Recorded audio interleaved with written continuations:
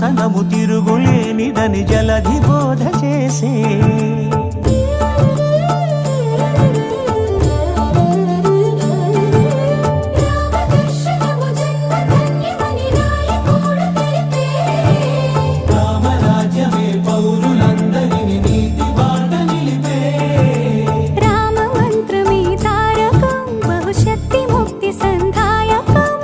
రామనామమే అమృతం శ్రీరామ కీర్తనం సుకృతం ఈ రామచంద్రుడే లోక రక్షయని అంతరాత్మ పలికే జగదానందకారక జయ జానకి ప్రాణనాయక శుభ స్వాగతం ప్రియ పరిపాలక